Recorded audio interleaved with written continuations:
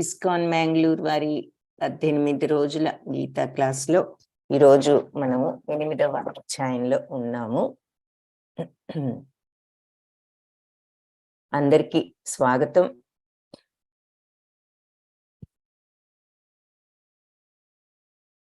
ఓం అజ్ఞానతిమిరాంధస్య జ్ఞానాంజనశలాకయ చక్షురున్మిళితం యేన తస్మై శ్రీ గురవే నమః. నమో ఓం విష్ణుపాదాయ కృష్ణప్రేష్ఠాయ భూతలే శ్రీమతే భక్తి వేదాంత స్వామి ఇతి నామినే. నమస్తే సరస్వతి దేవి గౌరవాణి ప్రచారిణే నిర్విశేష శూన్యవాది పాశ్చాత్య దేశధారిణే. హే కృష్ణ కరుణా సింధో దీనబంధో జగత్పతే గోపేశ గోపికా కాంత రాధా కాంత నమోస్తుతే. తప్త కాంచన గౌరాంగీ రాధే బృందావనేశ్వరి వృషభానుసుతే దేవి ప్రణమామి హరిప్రియే. వాంఛాకల్పతరుభ్యశ్చ కృపా సింధుభ్య ఏవ చ పతితానాం పావనేభ్యో వైష్ణవేభ్యో నమో నమః.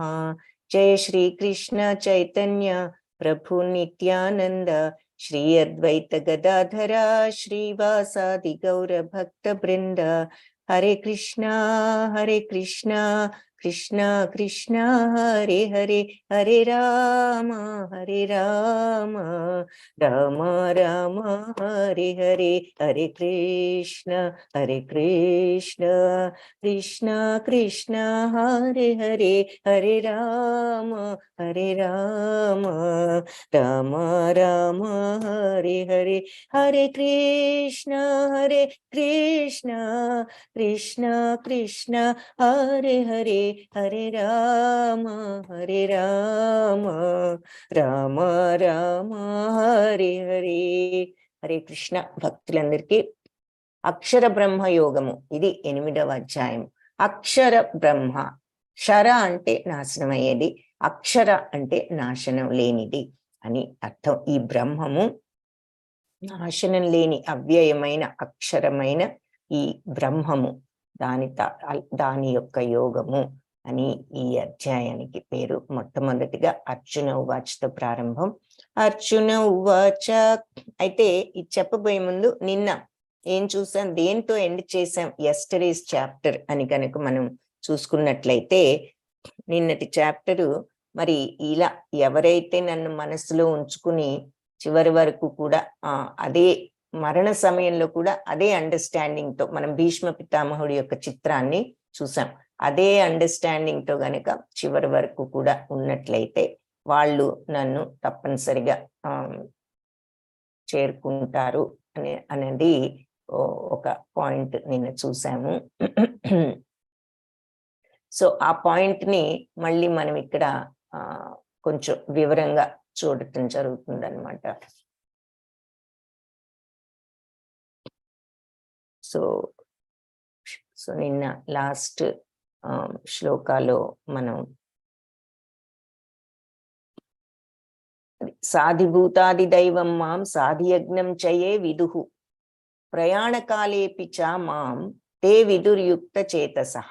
అంటే నేను సాధిభూతాది దైవాన్ని, సమస్త దేవతలకు దేవుడును, అన్ని యజ్ఞాలకు కూడా అధిపతిని అని ఎవరైతే తెలుసుకుంటారో, అలా తెలుసుకున్న వాళ్ళు అంటే ఎవరైతే కంప్లీట్ అండర్స్టాండింగ్ తో భగవంతుడి యొక్క ఆ శక్తిని ఆయనను ఆ రకంగా అర్థం చేసుకోగలరు. ప్రయాణకాలేపిచ అంటే చివరిలో కూడా నన్ను తే విదుర్యుక్త చేతసః వాళ్ళు తెలుసుకునే ఉంటారు. సో ఒకసారి ఆ అండర్స్టాండింగ్ వచ్చిన తర్వాత లాస్ట్ లో కూడా వాళ్ళ అండర్స్టాండింగ్ తోనే ఉంటారు అని చెప్పి లాస్ట్ లో మనం ముగించాము నిన్నటి అధ్యాయాన్ని. సో ఈ రోజు అర్జునుడు అడుగుతున్నాడు అనమాట. ఈ అక్షర బ్రహ్మ యోగంలో అర్జునుడు మొట్టమొదట ప్రశ్న. అర్జున ఉవాచ కిం తద్బ్రహ్మం కిం అధ్యాత్మం కిం కర్మ పురుషోత్తమ అధిభూతం చ కిం ప్రోక్తం అధిదైవం కిం ఉచ్యతే. సో అర్జునుడు మరి ఎవరైతే నన్ను సాధిభూతాది దైవం సాధి యజ్ఞం చ అని అన్నారు కదా, సో అందుకని అర్జునుడు ఇప్పుడు ఇది అడుగుతున్నాడు, కిం తద్బ్రహ్మ, అసలు ఆ బ్రహ్మం అంటే ఏమిటి? కిం అధ్యాత్మం, ఆ అధ్యాత్మం అంటే ఏమిటి? కిం కర్మ, కర్మ అంటే ఏమిటి పురుషోత్తమ కృష్ణ? అధిభూతం చ, ఇంకపోతే అధిభూతం అంటే ఏమిటి? కిం ప్రోక్తం, అది అధిభూతం అంటే ఏమిటో కూడా ప్రోక్తం చెప్పండి. అధిదైవం కిం ఉచ్యతే, అధిదైవం ఏమిటో కూడా చెప్పండి అని అర్జునుడు ఇక్కడ మళ్ళీ చాలా ప్రశ్నలు వేశాడు. సో ఎన్ని వేశాడు? బ్రహ్మం అంటే ఏమిటి 1, ఆధ్యాత్మికత అంటే ఏమిటి 2, కర్మ అంటే ఏమిటి 3, అధిభూతం అంటే ఏమిటి 4, అధిదైవం అంటే ఏమిటి 5 ప్రశ్నలు అడిగాడు. ప్రభు పురుషోత్తమ అంటూ భగవంతుని సంబోధిస్తూ బ్రహ్మం అంటే ఏమిటి, ఆత్మ అంటే ఏమిటి, కామ్య కర్మ అంటే ఏమిటి, అధిభూతం అంటే ఏమిటి, అధిదైవం అంటే ఏమిటి, నాకు వివరించండి దయచేసి అని 5 ప్రశ్నలు అడిగాడు. అధియజ్ఞ కథం కోత్ర దేహేస్మిన్ మధుసూదన ప్రయాణ కాలే చ కథం జ్ఞేయోసి నియతాత్మభిః. సో ఈ అది ఇంకా ఇప్పుడు ఏం అడుగుతున్నాడు? ఇందాక శ్లోకంలో 5 అడిగాడు, ఇప్పుడు 6వ ప్రశ్న అడుగుతున్నాడు. అధియజ్ఞం కథం కోత్ర, అసలు యజ్ఞ ప్రభు ఎవరు? మరి కథం కోత్ర దేహేస్మిన్ మధుసూదన, దేహంలో ఈ యజ్ఞ ప్రభువు ఎలా ఉంటాడు, ఏ రకంగా ఇతను ఈ దేహంలో ఉంటాడు? యజ్ఞ ప్రభు ఎవరు, అతని దేహంలో ఎలా ఉంటాడు? ప్రయాణ కాలే పీచ కథం, అంటే ప్రయాణ కాలం అంటే లాస్ట్ మినిట్ లో మరణ సమయంలో తెలుసుకున్న వాళ్ళు నిన్ను, నియతాత్మభులు నిన్ను ఏ రకంగా తెలుసుకుంటారు?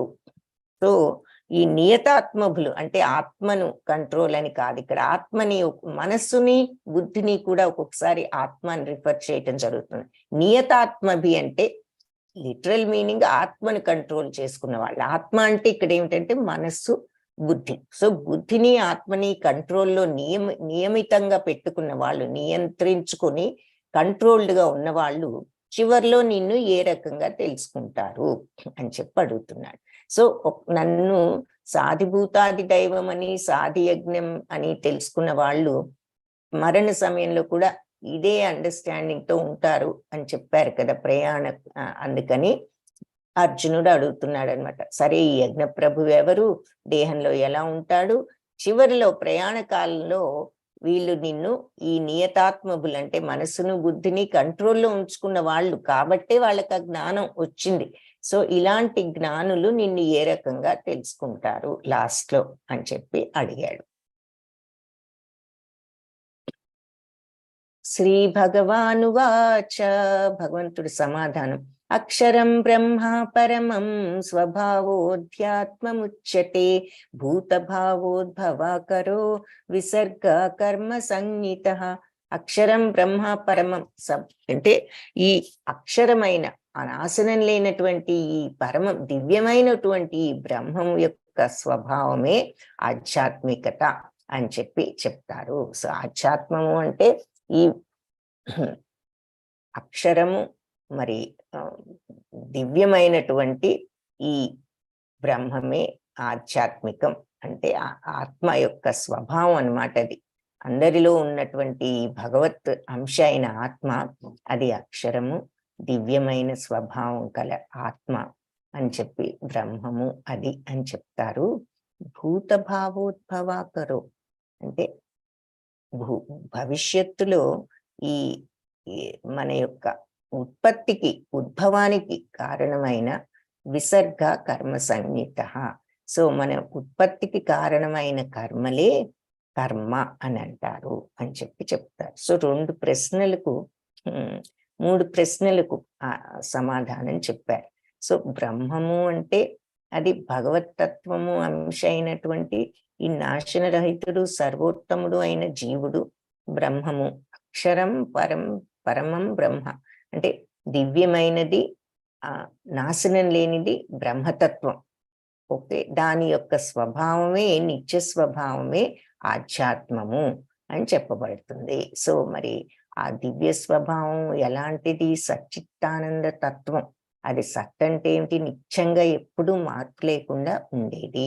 కాబట్టి దాని యొక్క నిత్యంగా ఎప్పుడు మార్పు లేకుండా ఉండే స్వభావమే ఆధ్యాత్మం అని చెప్పబడుతుంది అని 2 ఆన్సర్స్ చెప్పి తర్వాత కర్మ అంటే ఏమిటో చెప్పారు. కర్మ అంటే భవిష్యత్తులో మన జన్మకు కారణమయ్యే ఈనాటి కర్మలు కర్మ అంటారు. ఈ రోజున మనం చేసిన పనికి నెక్స్ట్ మనకి ఏ రకమైన బంధాలు వచ్చి ఏ రకమైన జన్మకు ఈ రోజు మనం చేసిన కర్మ కారణం అవుతుందో అది కర్మ అని చెప్తారు. సో ఏ పని అయితే మనకు ఒక బంధాన్ని ఇచ్చి రిజల్ట్ యాక్షన్ కి తగ్గ రియాక్షన్ ఇచ్చి మళ్ళీ జన్మలో దానికి తగ్గ బర్త్ ఇచ్చేటటువంటి యాక్షన్స్ అన్ని కూడా కర్మ అని చెప్తారు అని ఇక్కడ 3 వాటికి చెప్తున్నారు. సో నాశన రహితుడు సర్వోత్తముడు అయిన జీవుడు బ్రహ్మ అనబడతాడు. ఆత్మ యొక్క నిత్య స్వభావమే ఆధ్యాత్మికము. సమస్త జీవుల ఉత్పత్తికి ఉనికికి కారణమైన కార్యమే కర్మ అని అంటారు. సో ఇక్కడ మళ్ళీ ఈ జనన మరణ చక్రం ఈ సైకిల్ ని చూపిస్తున్నారు.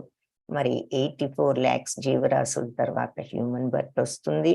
ఆ తర్వాత మరి ఇలా ఆ హ్యూమన్ బర్త్ లోనే ఉన్నప్పుడు మరి మోక్షం వచ్చేదాకా ఇలా ఒక బాడీలోంచి ఒక బాడీలోకి వెళ్ళటం జరుగుతుంది. అధిభూతం క్షరో భావ పురుషశ్చాధిదైవతం అధియజ్ఞోహమేవాత్ర దేహే దేహభృతాం వర. సో దేహదారులలో శ్రేష్ఠుడా అర్జున, మరి శరీరం అధిభూతం క్షరోభావ అంటే ఈ భౌతిక ప్రకృతిని అధిభూతం అని అంటారు.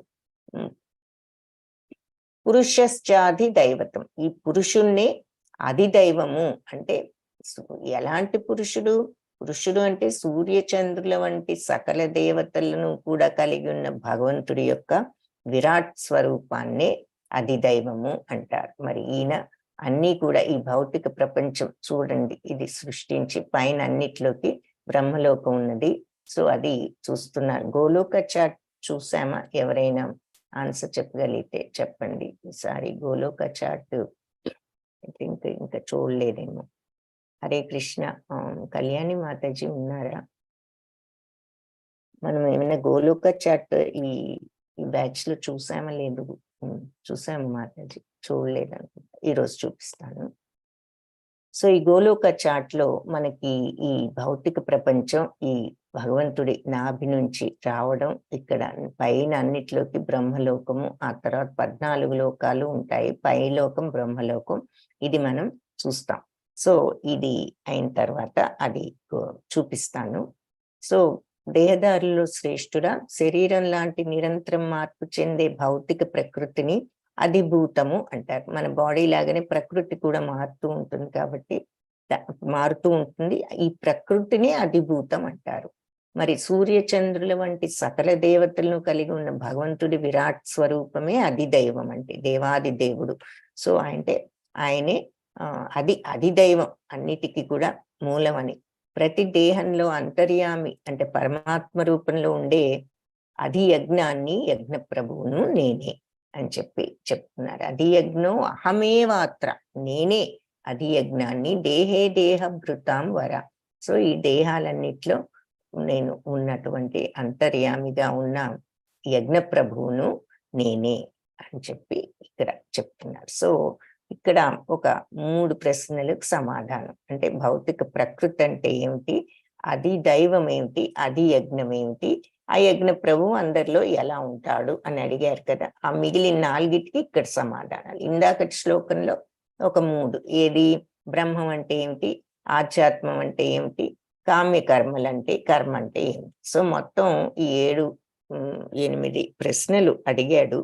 సో బ్రహ్మము అంటే నాశనరహితము దివ్యము అయినటువంటి ఆత్మతత్వం. ఆధ్యాత్మము అంటే జీవుడి ఆ ఆత్మ యొక్క నిత్య స్వభావం, అన్చేంజ్డ్, శాశ్వతమైన మార్పు లేని ఆ స్వభావం. కర్మ అంటే మన దేహం ఉద్భవించటానికి, పుట్టడానికి కారణమైనటువంటి ఒక కార్యం, ఏదైనా పని. సో లాస్ట్ జన్మలో చేసిన పనుల వల్ల ఈ జన్మ మనకు వచ్చింది. సో అది కర్మ. అలా మళ్ళీ జన్మను కలిగించే యాక్షనే కర్మ. అధిభూతం అంటే ఏమిటి అంటే ఈ భౌతిక జగత్తు, అంటే భౌతిక ప్రకృతి. అది దైవం అంటే సర్వదేవతలను కూడి ఉన్న భగవంతుడి విశ్వరూపం. అది యజ్ఞం అంటే మరి యజ్ఞ ప్రభు పరమాత్మ. ఎక్కడుంటారు ఆది యజ్ఞం అంటే ప్రతి ఒక్కరి జీవి హృదయంలో లోపల ఉంటారు. మరణ సమయంలో కృష్ణుని ఎలా స్మరించాలి అంటే స్మరణాన్ని జీవితకాలం అభ్యాసం చేయడం ద్వారా. అంతే కదా, ఏది అలవాటు ఉంటే మైండ్లోకి మరి అదే వస్తూ ఉంటుంది. సో భగవన్నామాన్ని నాలుగు మీద ఎప్పుడు మనం జపించుకుంటూ ఉన్నప్పుడు అదే మనకు వస్తుంది. ఎందుకంటే మరి మరణ సమయం ఏదో ఎవరికి తెలియదు కాబట్టి అది ఎప్పుడు మనకు అలవాటు ఉన్నప్పుడు మనం దానికి రెడీగా ఉంటాము. సో జీవితకాలం మనం ఈ సాధనలో ఉంటే ఎప్పుడు వచ్చినా కూడా మనకి ఆ సాధనలో ఉంటాం కాబట్టి మనకు భగవన్నామం స్మరించటం అనేది ఆ టైంలో కూడా సంభవిస్తుంది అని అంటున్నారు. సో మరణకాలంలో స్మరిస్తే ఏమిటి లాభం అని మనకు ప్రశ్న వచ్చినట్లయితే ఇక్కడ ఆన్సర్ చెప్తున్నారు. అంతకాలే చ మామేవ స్మరన్ ముక్త్వా కళేవరం యత్రయాతి సమద్భావం యాతి నాస్త్యత్ర సంశయః.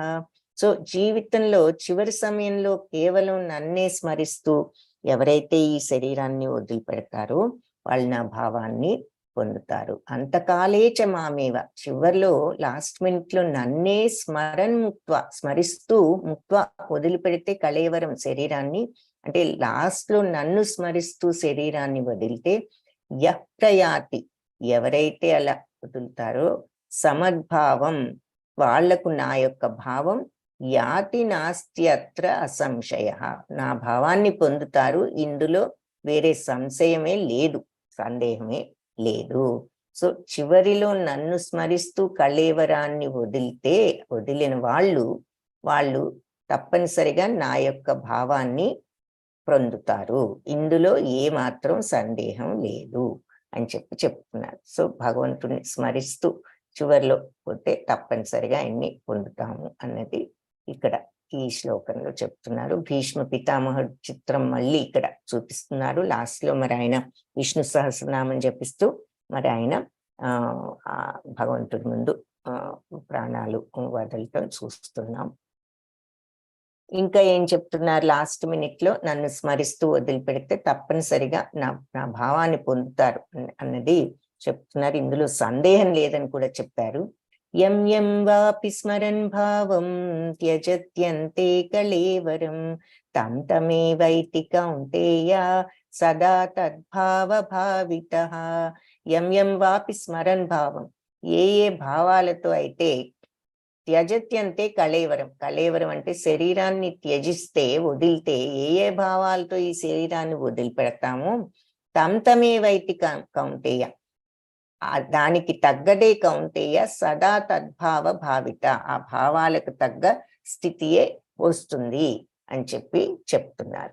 సో ఏ మరణ సమయంలో ఏ భావాలతో అయితే ఈ శరీరాన్ని వదులుతారో ఆ భావాలకు తగిన స్థితే పొందుతారు అని ఈ శ్లోకంలో చెప్తున్నారు అనమాట. ఇందాకటి శ్లోకంలో నన్ను స్మరిస్తూ, మరి అందుకే నన్ను స్మరిస్తూ గనక కళేవరాన్ని వదిలితే మీరు నా భావాన్ని పొందుతారు.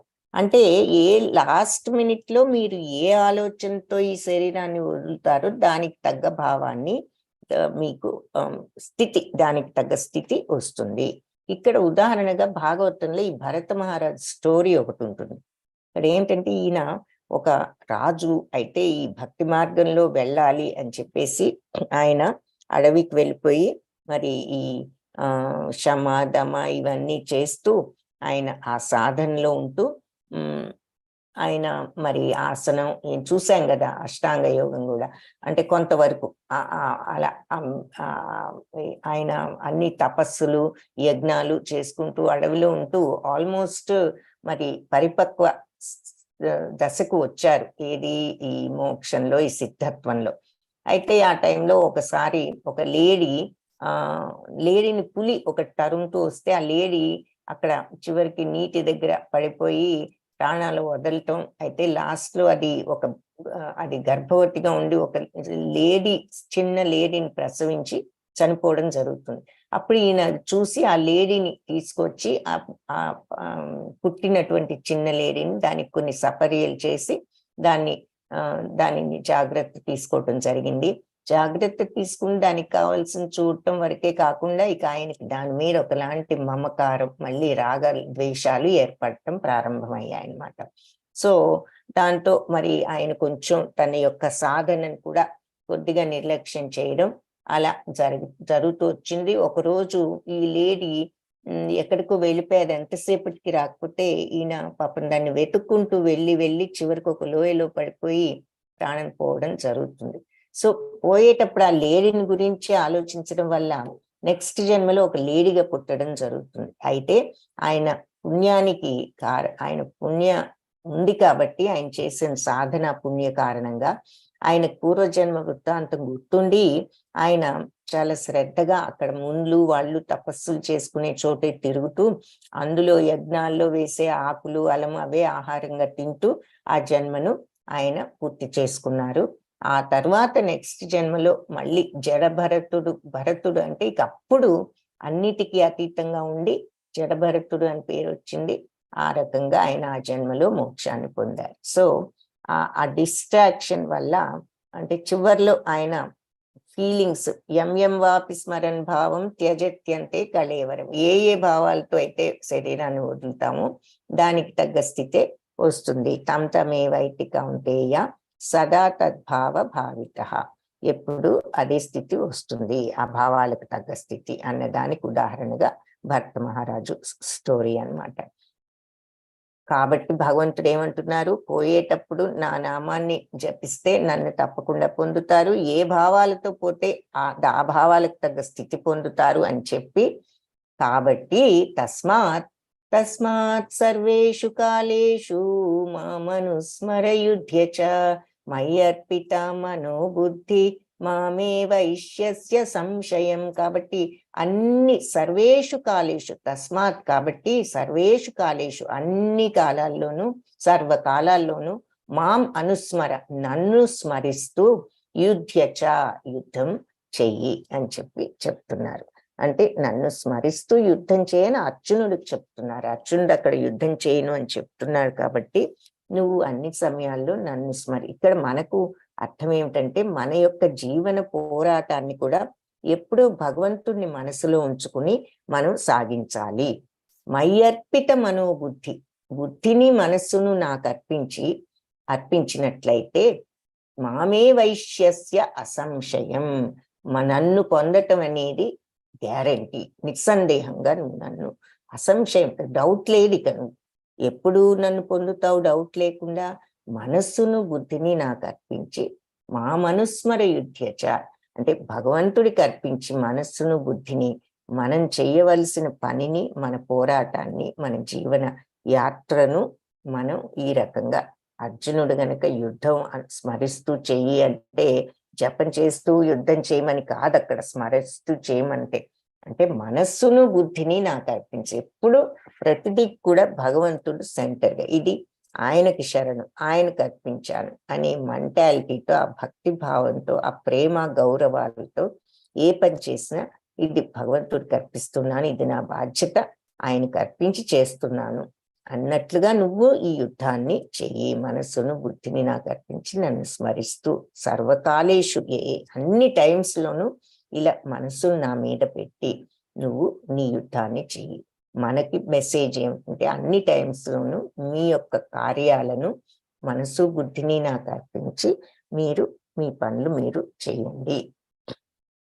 అలా చేస్తే నన్ను పొందటం నిస్సందేహం. ఇది భక్తి మార్గం అన్నమాట. భక్తి యోగంలో ఈ రకంగా భగవంతుని పొందచ్చు. కర్మ మార్గంలో కూడా మనం స్వల్ప తేడా ఏ పని చేసినా కూడా మరి మనం కరెక్ట్ అయిన తీరులో భగవత్ ప్రీత్యర్థం మనం చేసి ప్రతిఫలాపేక్షను వదులుకోవాలి, సమత్వంతో ఉండాలి. ఇక్కడ నువ్వు ఏ పని చేసినా ఎప్పుడూ నీకు మైండ్లో భగవంతుడే. ఎగ్జాంపుల్స్ ఇక మీరాబాయి, రామదాసు, గోపికలు, వీళ్ళందరూ బెస్ట్ ఎగ్జాంపుల్స్. గోపికలు మరి ఎప్పుడు పనులు చేసుకుంటూ ఉండేవారు. వాళ్ళు ఏమైనా కూర్చుని ఒక చోట ఏమీ చేయకుండా ఉన్నారా? ప్రొద్దున లేచిన దగ్గర నుంచి వాళ్ళు అన్ని పనులు చేసుకుంటూనే ఉన్నారు. అలా చేసిన ఏ పని చేసినా వాళ్ళ మైండ్ ఎప్పుడు కృష్ణుడి మీదే ఉండేది. సో అందుకని వాళ్ళు ఒక పెద్ద గొప్ప ఎగ్జాంపుల్ అన్నమాట ఈ భక్తి యోగానికి. సో మామనుస్మర యుద్ధ నన్ను స్మరిస్తూ యుద్ధం చేయంటే ఇక్కడ మనందరికీ లెసన్ ఏంటి అంటే నన్ను స్మరిస్తూ మీ పనులు మీరు చేసుకోండి. నన్ను స్మరిస్తూ అన్నదానికి అర్థం కూడా ఏంటి, మనస్సు బుద్ధిని నాకు అర్పించండి. అన్నీ కూడా భగవంతుణ్ణి అంత స్ట్రాంగ్ గా మనసులో ఎప్పుడు ఆయన పట్ల ఆలోచన భక్తి భావంతో ఉండగలరు. అప్పుడు మీరు అలా ఉంటూ చేసుకున్నట్లయితే నన్ను పొందటం నిస్సందేహంగా నన్ను పొందుతారు.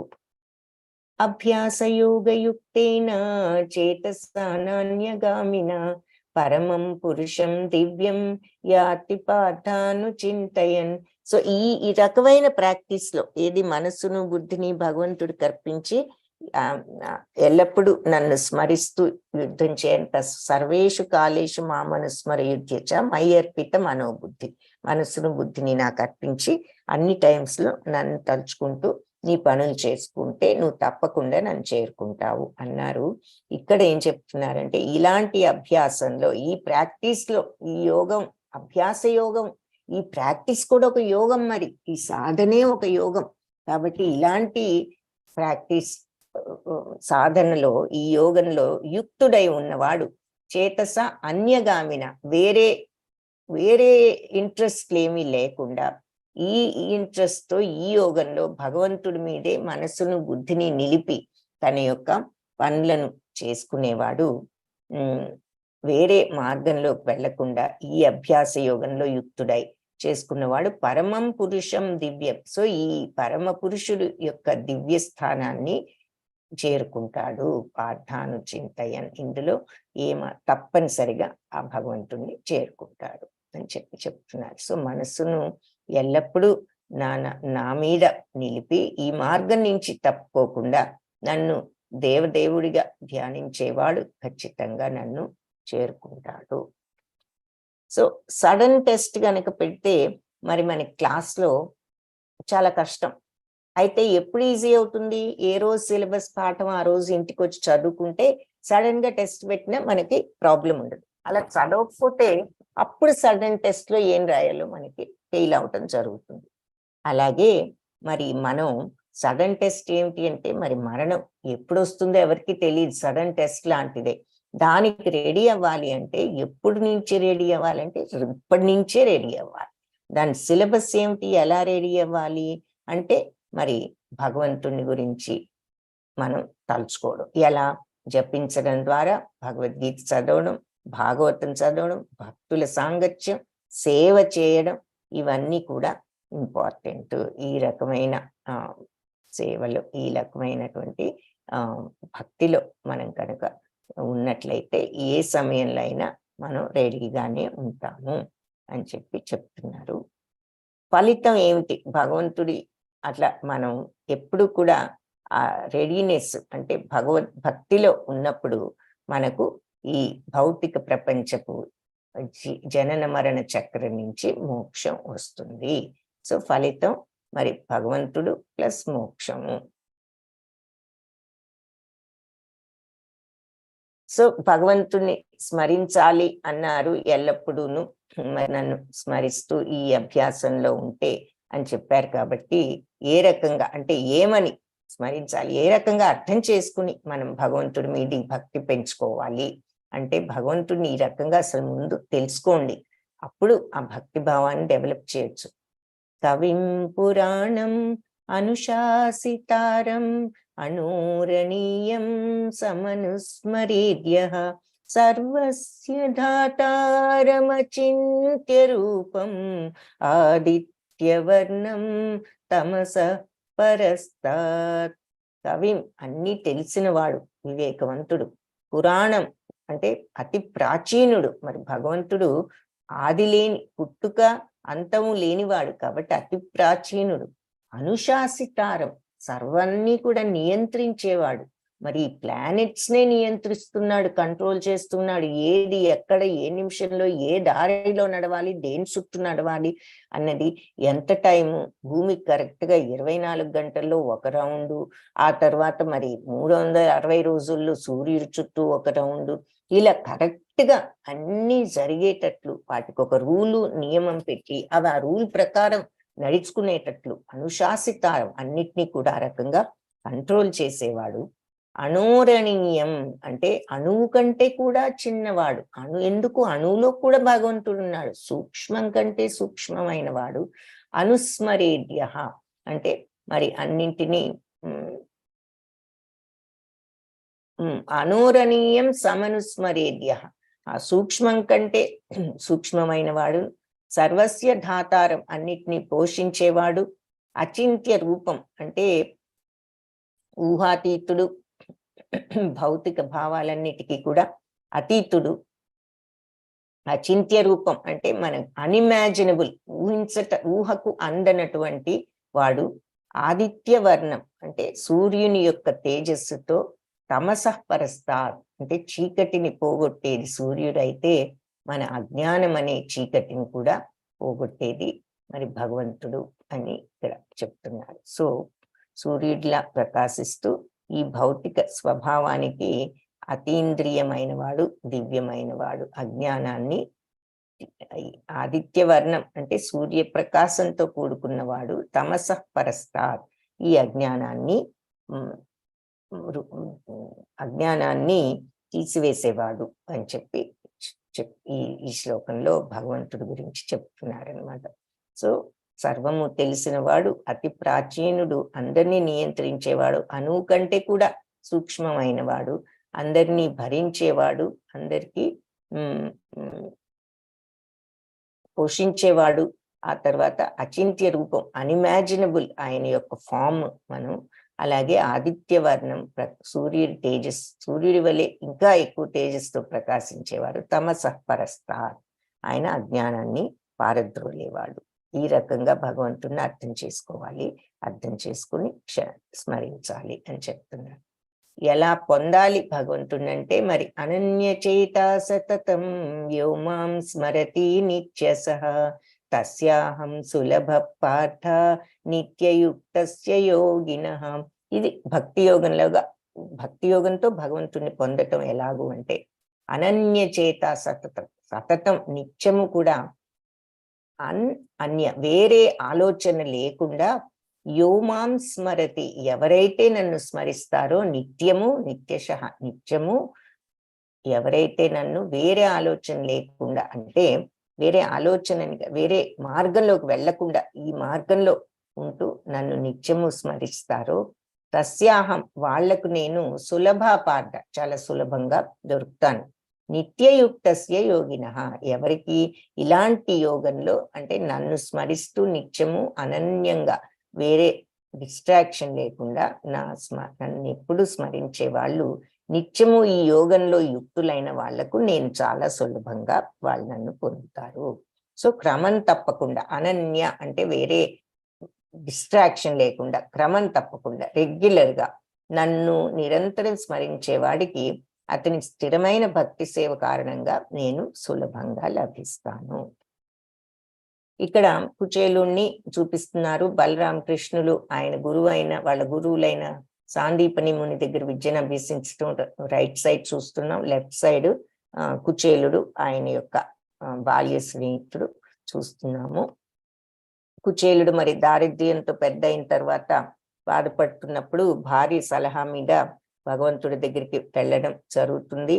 మరి అప్పుడు భగవంతుడి దగ్గరికి వెళ్ళి ఆయన నోరు తెరిచి ఏమీ అడగలేక ఆయన చూసిన ఆనందం చాలు అనుకున్నాడు. కానీ ఆయన తిరిగి వెళ్ళిన తర్వాత ఆయన భగవంతుడు కావలసినవన్నీ కూడా ప్రసాదించడం నోరు తెరిచి అడగకుండానే మనందరికి తెలిసిన కదే.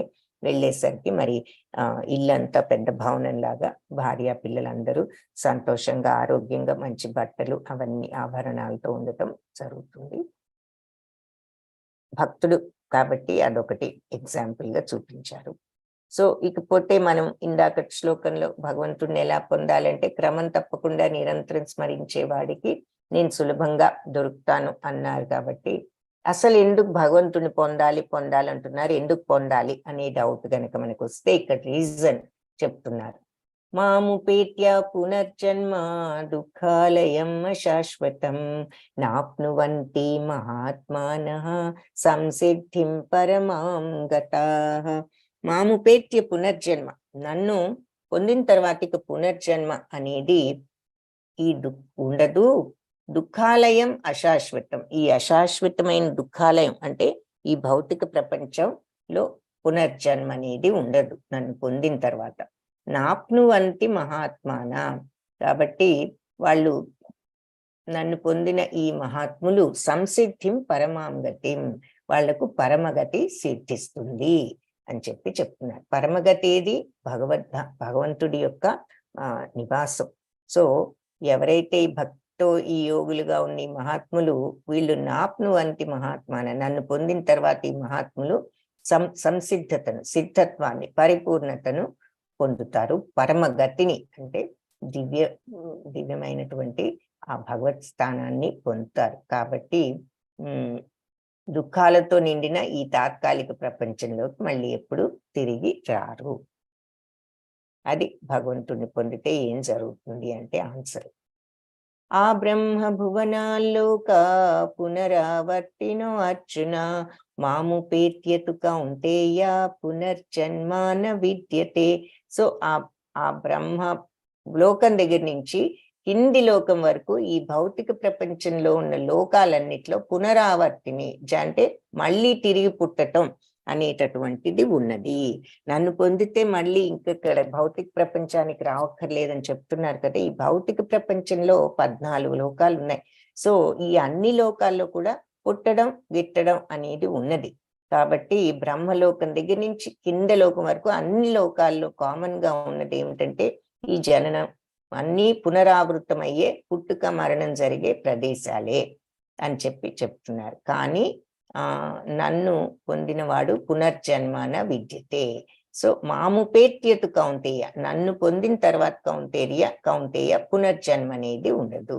సో ఈ భౌతిక ప్రపంచంలో అత్యున్నత అంటే అన్నిటికంటే పైన ఆ బ్రహ్మలోకం నుంచి కింది లోకం వరకు అన్నిట్లో కూడా ఈ పునరావృతం అయ్యేది అంటే పుట్టుక మరణం ఉంటాయి. కానీ కుంతి కుమారుడ కౌంతేయ, నా నివాసానికి చేరుకున్నవాడు మళ్ళీ జన్మించడు ఈ భౌతిక ప్రపంచంలో అని చెప్తున్నారు. ఇక్కడ ఈ లోకాలన్నిట్లో అంటున్నారు కాబట్టి ఈ గోలోక చార్ట్ చూపిస్తాను. అందులో ఈ లోకాలన్నీ మనకు కనిపిస్తాయి. నేను ఒక నిమిషం అది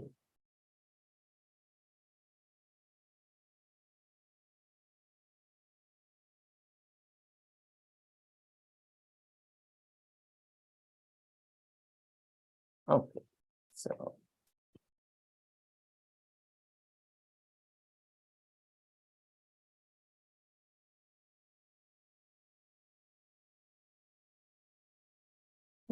గోలోక చార్ట్.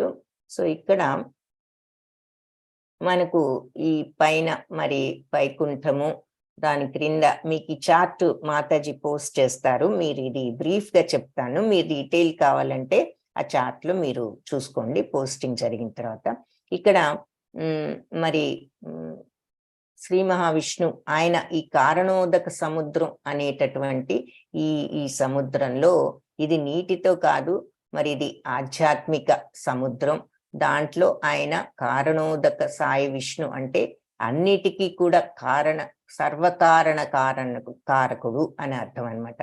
దానికి చిహ్నంగా ఆయన అక్కడ ఉండటం, ఆ తర్వాత దాంట్లో ఈ భౌతిక ప్రపంచం ఇవన్నీ కూడా విశ్వాలు ఉండటం. మన భౌతిక ప్రపంచంలో మరి చివరకు ఇక్కడ గర్భోదక అనేటటువంటి ఒక సముద్రం ఉంటుంది. గర్భోదక సముద్రం కూడా వాటర్ కాదు, ఇది కూడా కాస్మిక్ అంటే కాస్మిక్ వాటర్స్, ఈ విశ్వానికి సంబంధించినటువంటి జలం అనుకోవచ్చు. అందులో నెక్స్ట్ ఈ కారణోదక సాయి విష్ణు యొక్క నెక్స్ట్ విస్తరణ అది గర్భోదక సాయి విష్ణు. ఆయన మళ్ళీ అక్కడ ఈ గర్భోదక ఓషన్ లో సముద్రంలో ఉంటూ ఆయన నాభి నుంచి ఈ 14 లోకాలు కూడా వచ్చాయి. సో అది అన్నిట్లోకి పైన ఉన్నది సత్యలోకం, బ్రహ్మలోకం. తర్వాత మరి తపోలోకం అంటే 9 బ్రహ్మకుమారులు ఉండేది, జనలోకము అంటే ప్రజాపతులు ఉండేది, మహర్లోకము అంటే మరి ఈ మునులు వాళ్ళు అందరూ ఉండేది, దాన్ని మహర్లోకం అంటారు.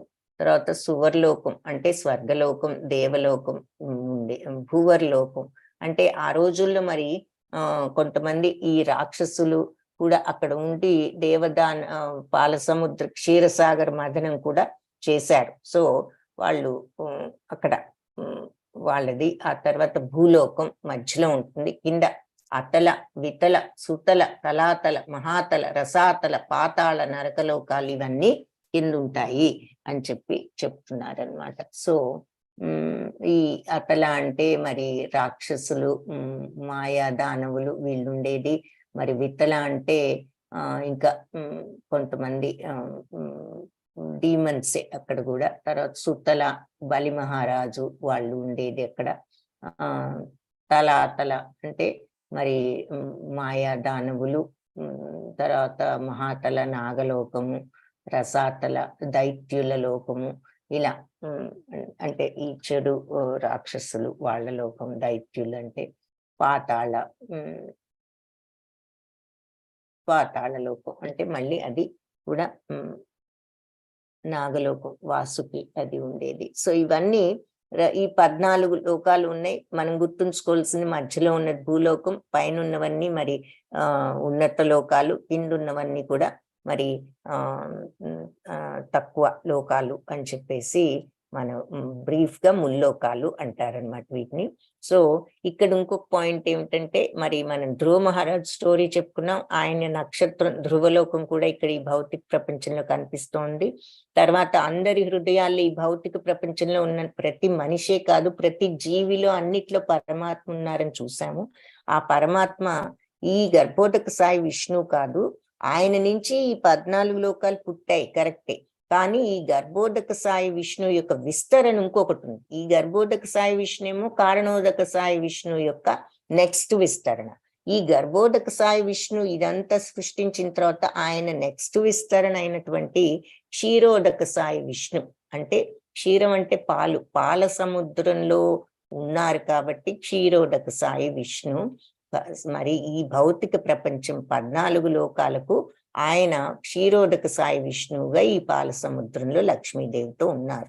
సో ఇక్కడ పరమాత్మ రూపంలో ప్రతి ఒక్కరిలో, ప్రతి దాంట్లో కూడా భగవంతుడు ఉన్నారు అని చెప్పుకున్నప్పుడు ఆ పరమాత్మ ఎవరు, ఏ విస్తరణ అంటే క్షీరోదక సాయి విష్ణువే ఇలా అందరి హృదయాల్లో ఇక్కడ పరమాత్మ రూపంలో ఉన్నది క్షీరోదక సాయి విష్ణు అని కూడా చెప్తున్నారు. సో ఇక్కడ పరమాత్మ రూపంలో ఉన్నది ఈ క్షీరోదక సాయి విష్ణు. ఎందుకంటే ఆయన ఈ భౌతిక ప్రపంచంలోనే ఈ శ్వేత దీపంలో, పాల సముద్రంలో ఉన్న శ్వేత దీపంలో ఉన్నారు కాబట్టి. ఈ గర్భోదక సాయి విష్ణు ఏమో ఈ భౌతిక ప్రపంచానికి బయట ఉన్నారు. అంటే ఎందుకు అంటే ఆయనలో నుంచి ఇవన్నీ సృష్టించబడ్డాయి.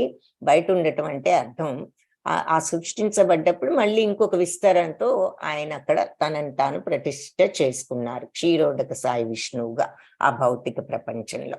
సో అందరి హృదయాల్లో ఈ క్షీరోదక సాయి విష్ణువుగా ఆయన పరమాత్మ రూపంలో ఉంటారు అని చెప్తున్నారు. సో అది మనం ఈ భూ ప్రపంచంలో ఉన్నాం కాబట్టి హరే కృష్ణ మంత్రాన్ని జపించినట్లయితే ఈ దారంలాగా ఉన్నది చూడండి.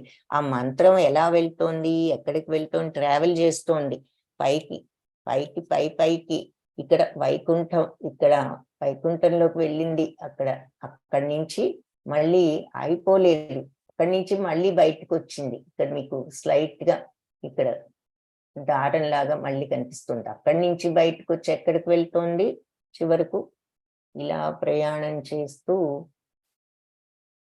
ఫైనల్ గా గోలోకంలోకి వెళ్ళింది. ఇక్కడ మనం చూస్తున్నాము రాధా గోవిందులను. సో ఇది గోలోక చార్ట్ లోకాలు మీకు బ్రీఫ్ గా చూపించాను. సో అది ఈరోజు మాతాజీ పోస్ట్ చేస్తారు, మీరు చూసి డీటెయిల్స్ అయ్యి అందులో చూడండి. నేను క్లాస్లో మీకు కొంత, ఎందుకంటే ఇక్కడ మనకు చెప్తున్నారు కదా ఈ ఆ బ్రహ్మ భువనాల్లోక పునరావర్తిన అన్ని బ్రహ్మలోకం నుంచి కింది లోకం వరకు అన్నిట్లోనూ జనన మరణం జరిగే ప్రదేశాలే. కానీ నా నివాసానికి చేరుకున్నవాడు మళ్ళీ తిరిగిరాడు. సో ఈ 14 లోకాల్లో ఎక్కడున్నా, మనం ఎక్కడ పుట్టినా ఎక్కడున్నా మళ్ళీ జనన మరణం ఉంటుంది మోక్షం వచ్చే వరకు. మళ్ళీ నా లోకానికి వచ్చిన వాడు మాత్రం మళ్ళీ తిరిగి రాడు అని చెప్తున్నారు. సో అది ఇక్కడ మనం గోలోక చాట్ చూస్తే మనకి ఆ లోకాలన్నీ చూడొచ్చు.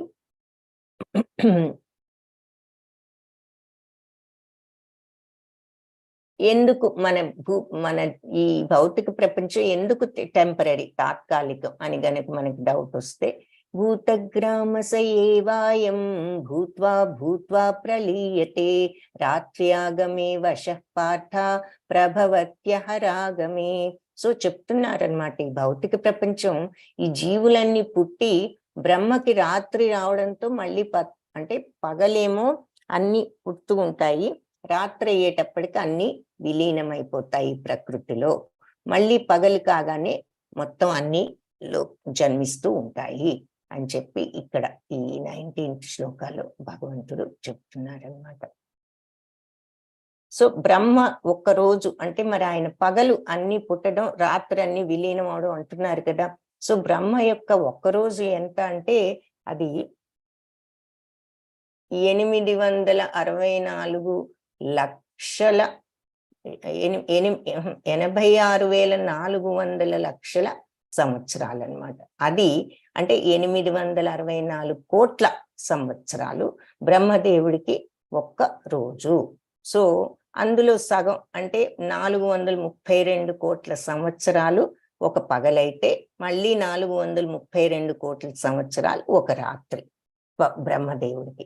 ఎందుకు ఈ లెక్క చూస్తున్నాము అంటే, మరి బ్రహ్మకు పగలు అయ్యేటప్పటికి అన్ని పుడతాయి, రాత్రి అయ్యేటప్పటికి అన్ని విలీనం అవుతాయి అన్నది చూస్తున్నాం కాబట్టి ఇది చూపిస్తున్నారు. సో ఈ 432 కోట్ల సంవత్సరాలు ఎలా వచ్చాయి? కలియుగంలో 432 లక్షల సంవత్సరాలు ఉన్నాయి. ద్వాపర యుగం కలియుగానికి 2 రెట్లు కాబట్టి 2 ఇంటూ 4,32,000 అంటే 8,64,000. త్రేతాయుగం మరి కలియుగానికి 3 రెట్లు ఉన్నది కాబట్టి అది దాదాపు 13 లక్షల చిల్లర ఎంతో వస్తుంది, 12 లక్షల చిల్లర. సత్యయుగం కలియుగానికి 4 రెట్లు కాబట్టి అది 17 లక్షల చిల్లర ఎంతో వస్తుంది. సో ఈ 4 కలిపితే ఒక దివ్య యుగం, ఒక యుగ చక్రం అని చెప్పుకున్నాం. అంటే మొత్తం ఎన్ని సంవత్సరాలు ఉన్నాయి ఒక్క యుగంలో? ఇవన్నీ యాడ్ చేయాలి. అంటే 4 + 3 7 + 2 9 + 1 4,32,000 అన్ని కలిపితే 10 సార్లు 432 లక్షలతో హెచ్చవేస్తే మనకి ఈ 43,20,000 సంవత్సరాలు ఒక్క యుగంలో ఉన్నాయన్నమాట. ఇలాంటి 1000 దివ్య యుగాలు కలిపితే బ్రహ్మదేవుడికి ఒక పగలు అని మనం ఇంతకు ముందు కూడా చూసాం. ఆ 4th చాప్టర్లో మనం ఈ డయాగ్రామ్ చూసాం. ఇక్కడ మళ్ళీ రివైజ్ చేసి చెప్తున్నాం. మీరు కావాలంటే ఇది కూడా ఒక ఫోటో తీసుకోవచ్చు ఈ స్లైడ్ ని. సో 1000 యుగాలు దివ్య యుగాలు ఒక్క పగలు అంటే 12 గంటలు బ్రహ్మదేవుడికి ఎంత అంటే మరి 432 కోట్ల సంవత్సరాలు. రాత్రి కూడా అంతే కదా, మరి ఇంకొక 432. సో బ్రహ్మదేవుడు ఒక్క రోజు 864 కోట్ల సంవత్సరాలు లో ఈ అందరూ ఈ యూనివర్సెస్ పుట్టడం మళ్ళీ విలీనం అవటం జరుగుతుంది అని చెప్తున్నారు. అవ్యక్తోక్షర ఇత్యుక్తం అహు పరమాం గతిం యం ప్రాప్యాన నివర్తంతే తద్ధామ పరమం మమ. సో ఇప్పుడు దివ్యధామం, భగవంతుడి దివ్యధామం గురించి చూసాము, విన్నాము. అక్కడికి వెళ్తే మళ్ళీ ఈ జనన మరణ చక్రంలోకి రావక్కర్లేదు అని చెప్తున్నారు. కాబట్టి అంటే ఇక్కడ తాత్కాలికమైంది, ఎందుకంటే ఇలా పుడుతూ మళ్ళీ విలీనం అవుతూ ఉంటాయి కదా. ఏది కూడా పర్మనెంట్ కాదు ఈ భూలోకంలో. కాబట్టి మనం ఈ భౌతిక ప్రపంచంలో, కాబట్టి ఈ పరంధామానికి చేరుకున్న వాళ్ళు, భగవంతుని ఈ మోక్ష సాధన చేయగలిగిన వాళ్ళు అవ్యక్తోక్షరైత్యుక్త ఈ ఎలా ఉంటుంది ఆ దివ్యధామం అనేది ఇక్కడ వర్ణిస్తున్నారనమాట. నా దివ్యధామానికి వస్తారు అని చెప్తున్నారు కదా.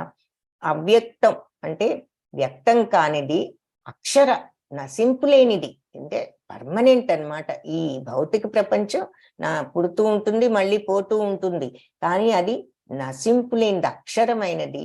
ఇత్యుక్తస్ అది తం ఆహు పరమాం గతిం, అది పరమగతి అంటే ఫైనల్ డెస్టినేషన్. ప్రతి వాళ్లకు ఆ దివ్యమైనటువంటి స్టేజ్ అది. ఏదంటే దివ్య నివాసం, వ్యక్తం కానిది, నశింపు లేనిది, పరమగమ్యం. అందరికీ అదే పరమగమ్యం, మన డెస్టినేషన్ అది అయి ఉండాలి. యం ప్రాప్య, అది ప్రాప్తించిన వాడికి నానివర్తంతే, మళ్ళీ తిరిగి రారు ఎక్కడికి, ఈ భూప్రపంచంలోకి. తద్ధామ, అలాంటి ధామం పరమమ్మమ, నా యొక్క దివ్యమైన ధామము. అలాంటి ధామం నా దివ్య ధామం. ఎలాంటి ధామం? అది ప్రాప్తించిన వాడు మళ్ళీ తిరిగి ఈ భౌతిక ప్రపంచంలోకి రానటువంటి ధామము నా దివ్య ధామము. అది ఆ దివ్య నివాసం, వ్యక్తం కానిది, నశింపు లేనిది, అందరికీ కూడా అది పరమ గమ్యం అదే అయి ఉండాలి. జీవుడిగా పుట్టిన తర్వాత, జీవుడు అక్కడికి చేరుకున్న తర్వాత అతను మళ్ళీ తిరిగి రాడు. అది నా యొక్క దివ్య నివాసం, పరంధామం అని చెప్తున్నారు. భగవంతుడి యొక్క నివాసం యొక్క. సో ఆధ్యాత్మిక ప్రపంచంలో ప్రతి పాట, ప్రతి పదం పాటే, ప్రతి అడుగు నృత్యమే అంటే మరి అక్కడ బాధ, కల్మషము, కోపతాపాలు, కోరికలు, అసూయలు లేని చోటు అని మనం అర్థం చేసుకోవాలి. అలాంటి దివ్య స్థితి అది, ఆ సచ్చిత్తానంద తత్వం. భౌతిక ప్రపంచం ఉందంటే మరి మనకు అన్ని భయాలే, అన్ని ఆందోళనలే, అన్ని బాధలే. ఎందుకు? కోరిక వల్లే ఇవన్నీ జనిస్తున్నాయి. భగవంతుడి పట్ల విశ్వాసము, భక్తి కంప్లీట్ గా లేని కారణంగాను, ఈ భౌతిక ప్రపంచంతో ఉన్న అటాచ్మెంట్ కారణంగాను, దానివల్ల వచ్చే కోరికల కారణంగాను, తద్వారా కోరిక వల్ల జనించే బై ప్రోడక్ట్స్, అరిషడ్ వర్గాలన్నీ కామ, క్రోధ, లోభ, మోహ, మద, మాత్సర్యాల వల్ల. అవి ఎందుకు వస్తున్నాయి అంటే మోహంతో, మరి భౌతిక త్రిగుణాల మోహంతో, భౌతిక ప్రపంచం మీద రాగద్వేషాలతో మనకు అవి కలుగుతున్నాయి.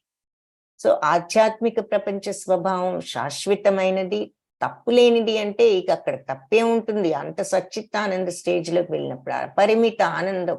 అన్ని కోరికలను నెరవేర్చేదంటే ఈ భౌతిక సంబంధించిన కోరికలు కానీ కాదు.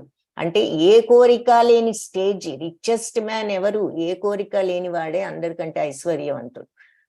ఏది అక్కర్లేదు నాకు, ఈ సచ్చిత్తానంద తత్వంలోనే ఈ ఆనందం ఇచ్చే బ్రహ్మానందం, నిత్యానందం ఉన్నప్పుడు ఇంకా కోరికలతో పని, ఈ భౌతిక కోరికలనే ఉండవు. అది కోరికలు నెరవేర్చటం అంటే అది ఆ నిత్యానంద స్థితి వచ్చింది. ఆకర్షణీయమైనది, ప్రత్యక్ష శ్రేష్టమైనది, అత్యున్నత లోకం, తిరిగి రాని ప్రదేశం. నైతే శృతి పాఠాజానం యోగి ముఖ్యతి కశ్చన, తస్మాత్ సర్వేషు కాలేషు యోగయుక్తో భవ అర్జున. కాబట్టి ఈ నైతే శృతి పాఠాజానం యోగి ముఖ్యతి కశ్చన అంటే ఈ రెండు మార్గాలు తెలిసిన భక్తులు ఏమి కలవరపడరు. ఇటువంటి యోగులు కలవరపడరు అర్జున.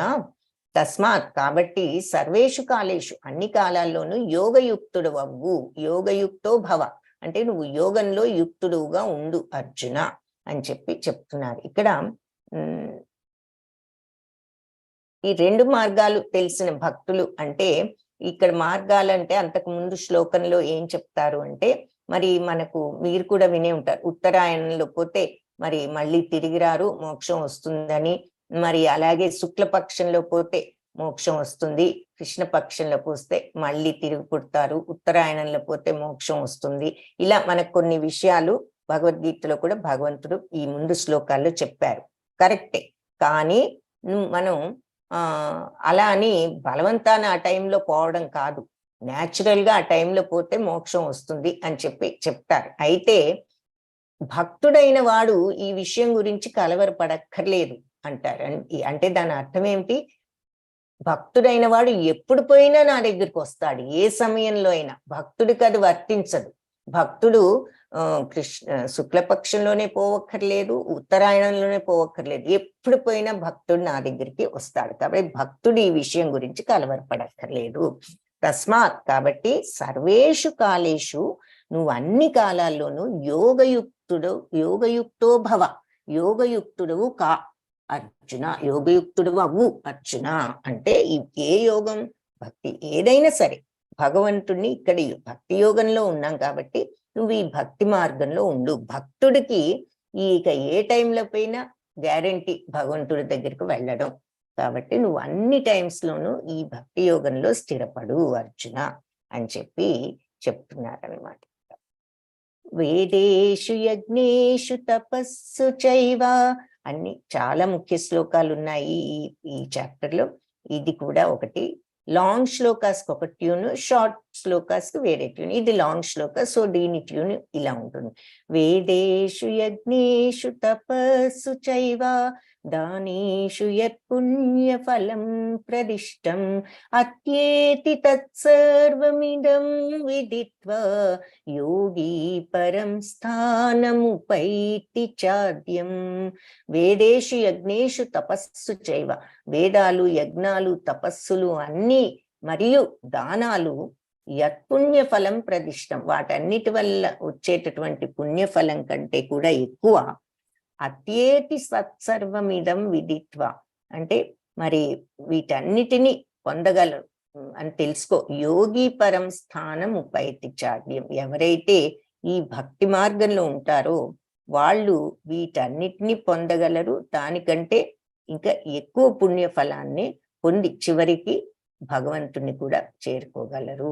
యోగి పరం స్థానం ఉపైతి చాద్యం. సో పరం దివ్యమైనటువంటి ఆ భగవద్ధామానికి కూడా వెళ్తారు. సో వేదాలు, యజ్ఞాలు, తపస్సులు మరియు దానాల కంటే ఎక్కువైన పుణ్యము ఆ తర్వాత అంతా కూడా వాళ్ళు తప్పనిసరిగా వీటన్నిటినీ అంతకంటే ఎక్కువ పుణ్యాన్ని పొంది చివరకు భగవంతుడి యొక్క స్థానానికి కూడా వాళ్ళు చేరుకోగలుగుతారు అని చెప్తున్నారు. సో ఈ భక్తి మార్గంలో ఉన్న భక్తుడు ఈ వేదాలు, యజ్ఞాలు, తపస్సులు, దానాలు అన్నిటికంటే కూడా ఎక్కువ పుణ్యాన్ని సంపాదించి భగవంతుణ్ణి పరంధామాన్ని చేరగలడు అని ఇక్కడ చెప్తున్నారు. హరే కృష్ణ కృష్ణ కృష్ణ హరే హరే, హరే రామ రామ రామ హరే హరే.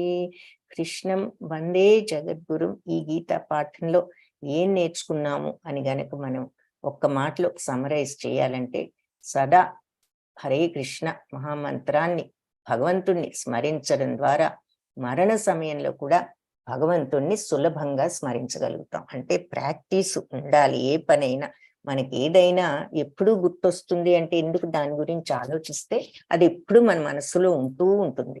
సో అలాగే భగవంతుణ్ణి మరి మనం స్మరించడం, అధ్యయనం చేసుకుంటే ఆ సాధనలో భగవంతుడు కూడా మన మనస్సులో ఎప్పుడు నిలుపుకోవచ్చు. అది ఇక్కడ